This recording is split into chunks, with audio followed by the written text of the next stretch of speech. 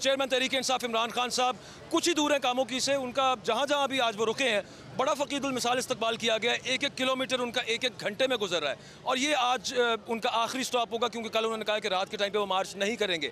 अब से कुछ देर पहले जो उन्होंने तकरीर की है उसके अंदर उन्होंने कहा कि उनकी जो हकीकी आज़ादी की जंग है, जो तहरीक है, वो जारी रहेगी।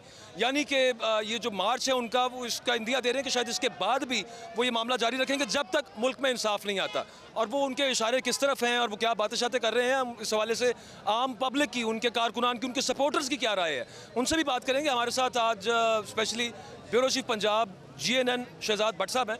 शहजाद भट्ट साहब, आप किस तरह से देख रहे हैं खान साहब के इस बयान को कि ये मार्च तो मैं कर रहा हूँ लेकिन ये जंग आगे जारी रहेगी जब तक हकीकी आज़ादी हमें नहीं मिलती? देखिए बाजवा साहब, जो इमरान खान ने सियासी शतरंज की बिसात बिछाई है वो बड़ी सोच समझ के बिछाई हुई है।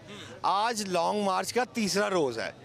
लाहौर में पहला था, लाहौर से निकले शादरा राना टाउन, राना टाउन से फिर आज मुरीदके से निकले, ये तीसरा दिन हो गया।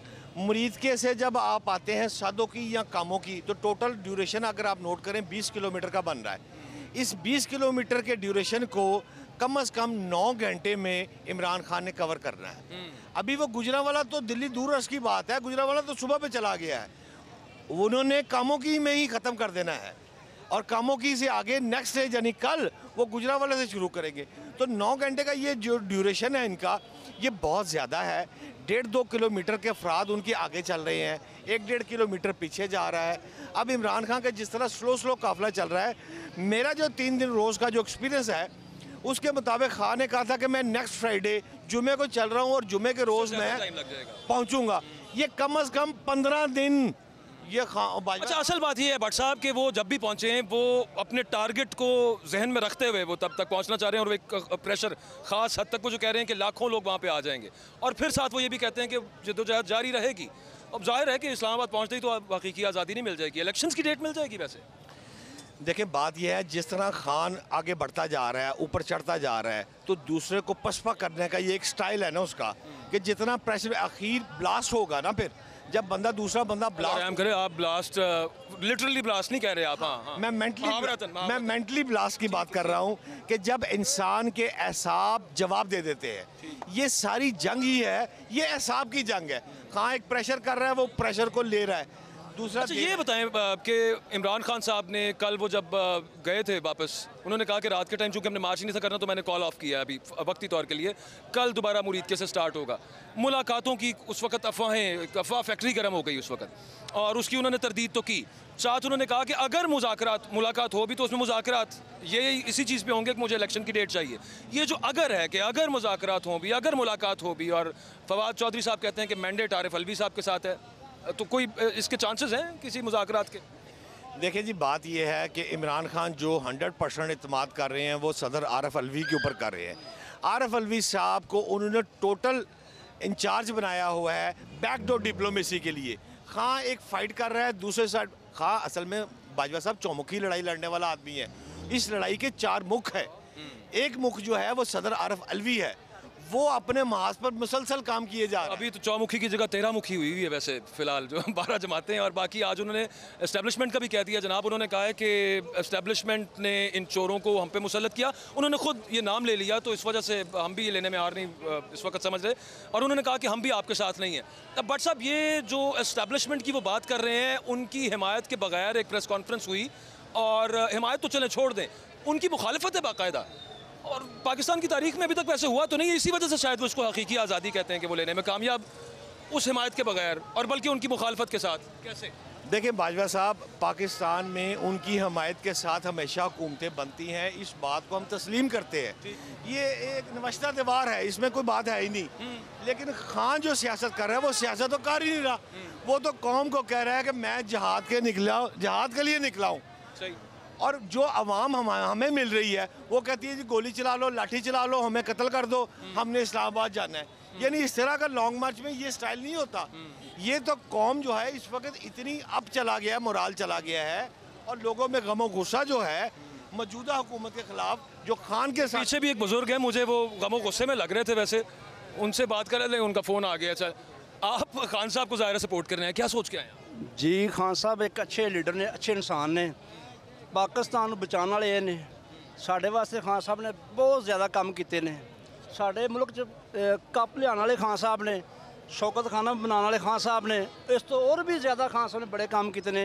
ਇਨਸ਼ਾਅੱਲਾ ਜੀ ਅਸੀਂ ਖਾन साहब वास्ते जान भी हाजिर है साड़ी तो माल भी हाजिर है इंशाल्लाह। बट सब इस तरह का जज्बा ये पाकिस्तान तहरीक इंसाफ के मार्च में आपको नज़र आता है कि लोग चले मुंह से कहना भी बड़ी बात होती है, और 25 मई का सब जो सीन ये लोग देख चुके उसके बावजूद चलने को साथ तैयार हैं। इसका प्रेशर कितना कबूल किया जाता है? आवाम बहुत ज़्यादा निकल आए तो कितना प्रेशर कबूल होता है?